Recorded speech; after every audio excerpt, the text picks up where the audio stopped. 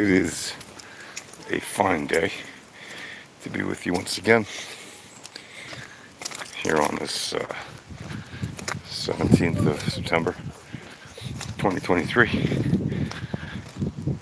For those of you celebrating Rosh Hashanah, happy Rosh Hashanah. You have a happy and sweet and wonderful new year of health and success, happiness, all that good stuff. And for everybody else too, even if you're not celebrating it, this particular date as the start of your new solar orbit on your calendar, may it nonetheless, for everybody, be a good and great new year, or a good and great solar orbit for you. Today I want to talk to you about something, and someone in particular, who in kind of a strange way has had a, well, maybe not so strange, in a kind of a wonderful way, has had a positive impact on my life. And even though he's gone now, he sure taught a lot of lessons through his music and through his actions and deeds and the lifestyle that he cultivated and helped inspire for many, many people across America and around the world. And that person is Jimmy Buffett, right? As it says in the title of the video, some of the golden nuggets of Jimmy Buffett. And I'm not gonna, go down a song list or anything like that. It's not about that. This is a video about, first of all, his marketing brilliance, but second of all, and maybe most importantly, his ability to create a lifestyle that was one of kind of footloose and fancy-free, living life in a kind of a flip-flop mentality.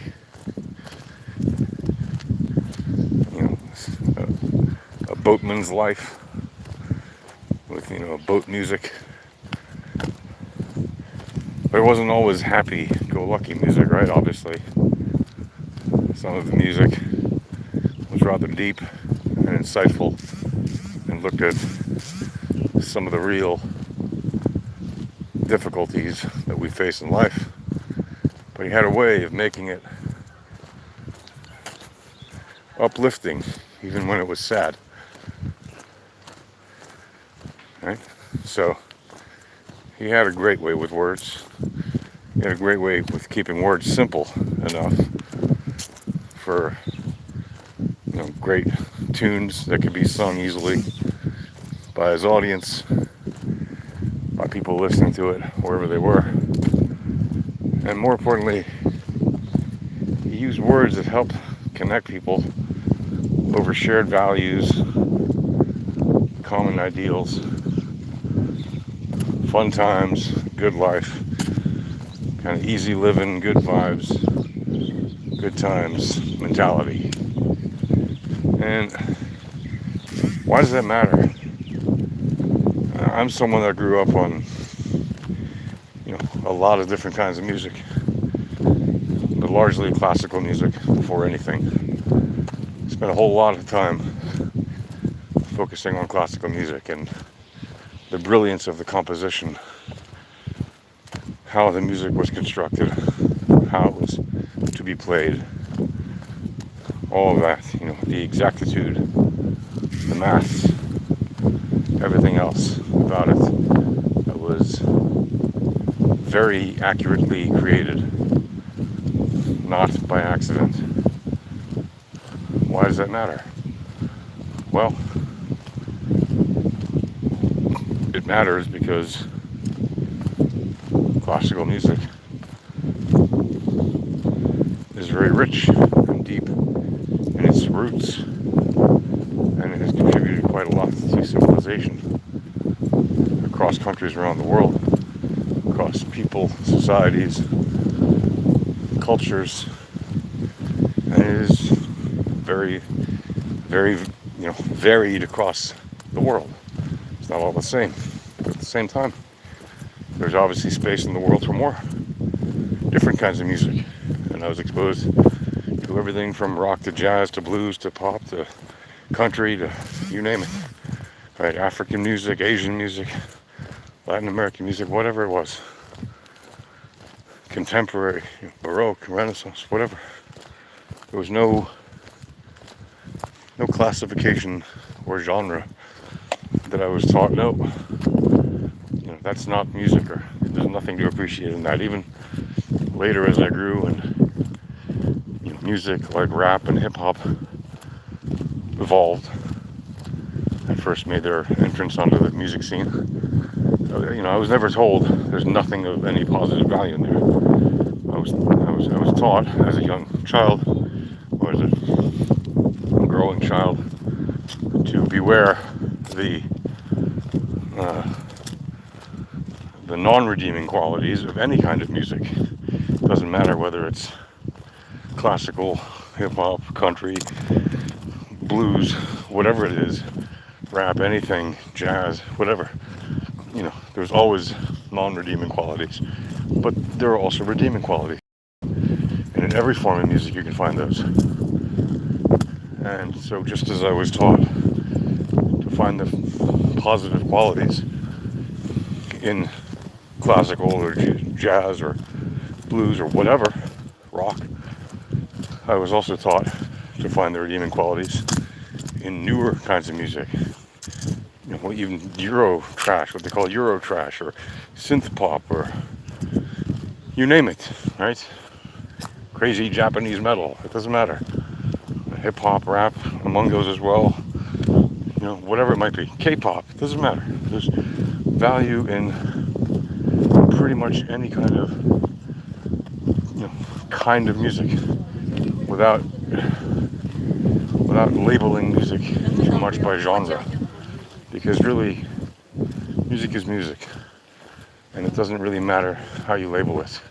Some people will, of course, because they find that it's easier to classify it and sell it that way, or to say that they like that kind of music and not have a more open mind to the fact that music is just music. When I perform music, I don't think of it as a type of music. I just think of it as music. When I play music just for myself, when I teach kids about music, I don't think this is a type of music and think of it only in this way. No. Because what if I'm playing Bach and all of a sudden I break out into some crazy heavy metal riff that happens to fit it?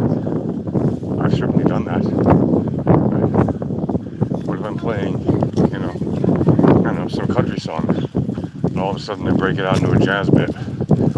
That's certainly possible, right?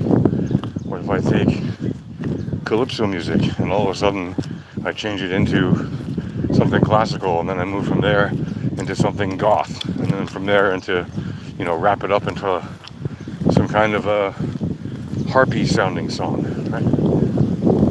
All these things are possible, and that's the beauty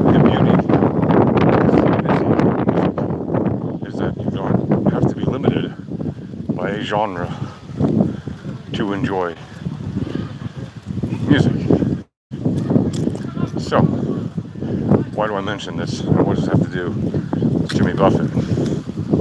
Well, Jimmy's way of connecting the dots between the music he wrote and the lifestyle he created and the music he played, some of which was not his. He would do the occasional cover, usually with the original artist or just sometimes as a cover.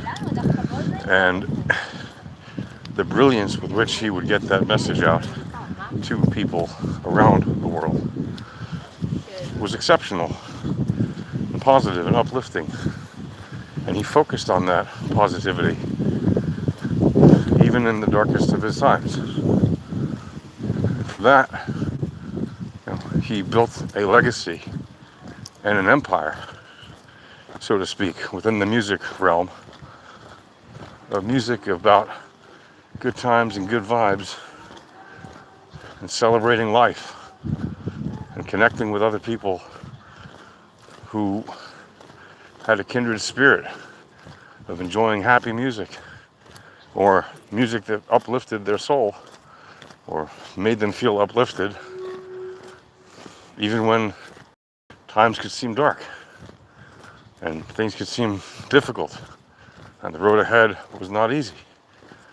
Right? He had a way of finding a common boundary, common values within his words that could take any song and transcend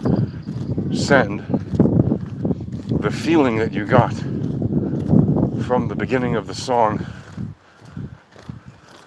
By the end of the song, reach an even more elevated state. And very often those songs already started out in a very elated state. But because of the way he carried forward with his songs, he made people feel comfortable, at ease, in a spirit that would let them be themselves and not be all stuck up and pretentious and having to pose in some kind of way that was unnatural and not themselves. One of the great things about the community of Jimmy Buffett fans is the whole live and let live nature of the character of those kind of, that kind of event of listening to his music and celebrating life in an easy-go kind of way. Now, the reason I'm posting this now is because he's actually been on my mind quite a lot lately, and for a lot of different reasons. Some of them are because, he's obviously passed recently, and after many years of making great music, putting on a tremendous amount of shows for a huge number of fans, he's being appreciated. And even posthumously, his estate or his production company is releasing new music that he had recorded before he passed away. Some of which has been released already and is rather moving, I would say, and uplifting. And that is amazing. It's a testament to his legacy that he left, a parting shot, so to speak, across everyone's bow to see his star rise one last time as he ascended to wherever he's going next. And Jimmy, wherever you are, thanks for all the great music and the great memories. And it's amazing the kind of connections he was able to forge in life and now even beyond his life. Another reason that I've been thinking about him is because,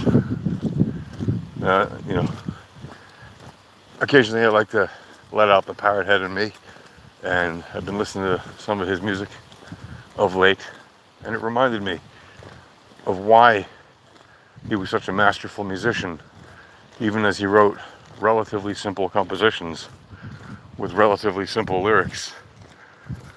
Most of the songs aren't even a few minutes long.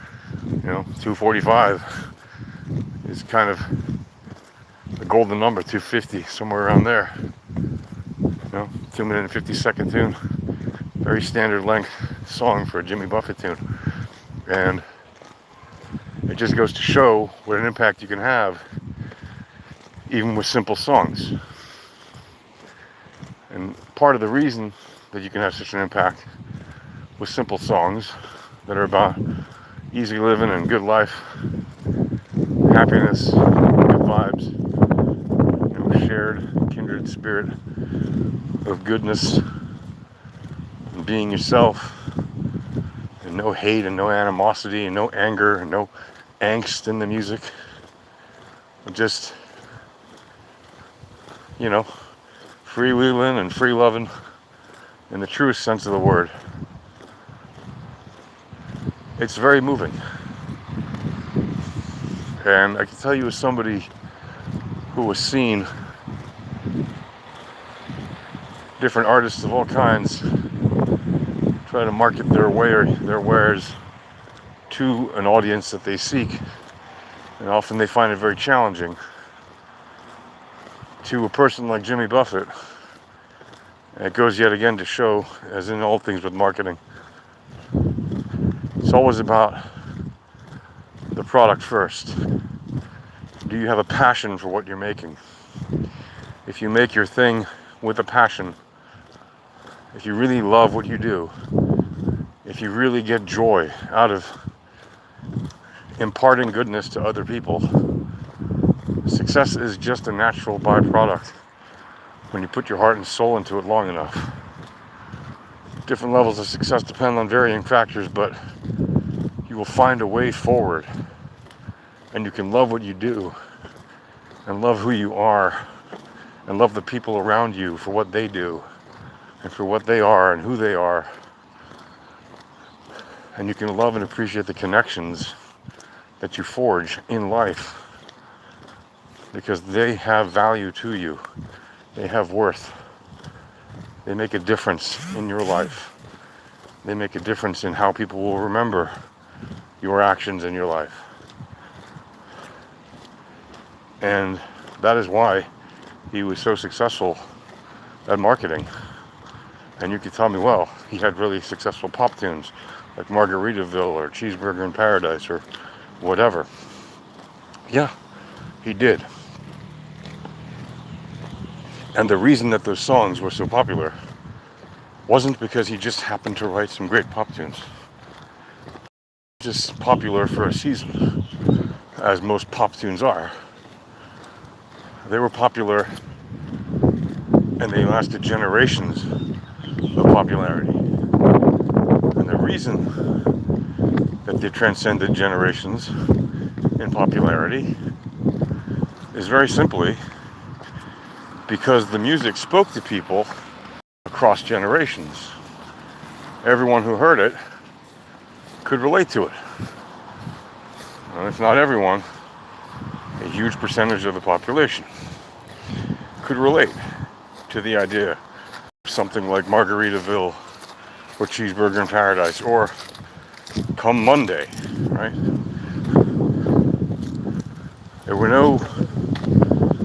There's no pretense in his music. It was genuine, it was authentic. And so was his marketing. His team that marketed his music. That got the word out about his music. That built his restaurants, that built eventually his hotels and contributed to what would become a billion-dollar empire. You might say, well, these days $1 billion is just $1 billion. Do you have $1 billion? Anybody that does knows it's an empire of sorts. It's a lot, right? So, it's a massively successful achievement for any musician. I think he's maybe the most successful, financially, most successful musician of his generation. But whether he is or not, doesn't matter. He built a massively successful legacy for himself, for his family, and for the people that worked with him by being his genuine self and carrying a message that he could actually stand by and that he could carry without any fake notions of pretensions of what it is to be himself and to face the daily struggles that he faced, and yet to turn it around and to sing about the good times he had despite the hardships. and how he could transform those words into words that resonated with people that listened to him from all walks of life. And I can tell you that myself, it's just anecdotal, so it doesn't really matter on the picture, certainly not in an analysis sense, but anecdotally, you know, his music definitely impacted me. When I had dark periods, putting on Jimmy Buffett would definitely help. Whether I was listening to his more somber music or the music he wrote that had much more levity. Either way, it had a way of bringing me out of my darker moods and helping me regain a lighter mood and appreciating the love and the friendship that I have in my life and appreciating the other good things I have in my life. So, on that note, again, thanks Jimmy Buffett for all the great things you've done in your life. And you are definitely more than missed, you are remembered well by everybody who appreciated the goodness that you brought to the world through your music, through your message, through your good vibes, and through your deeds. All of that is highly appreciated by yours truly, and I wish all of you a happy and successful life. Happy endeavors, successful endeavors in marketing or whatever else it is you happen to do. And on that note, I'll end this particular video. So take care, everybody. See you.